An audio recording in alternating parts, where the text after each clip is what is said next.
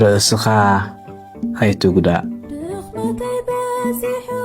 ናባኻ ናብተይ ጨኒቕካ ዘለኻ ወደይ ናባኺ ናብተይ ጨኒቕክ ዘለኺ ጓለይ ርእስኻ ኣይትጉዳእ ሎሚ ዝሰምዓካ ዝሰኣንካ ኣብ ጎንኻ ዝኸውን ዝሰኣንካ ዝርዳእካ ዘይረኸብካ ምንባር ናይ ዝዓለም ዘትከመካ ካብ ሞት ወፃኢ መፍትሒ እንተተሰዊርካ መምሃራንካ ጳውሎስን ሲላስን ኣብቲ ጽኑዕ ቤት ማእሰርቲ ኮይኖም ርእስኻ ኣይትጉዳእ ይብልኻ ኣለዉ።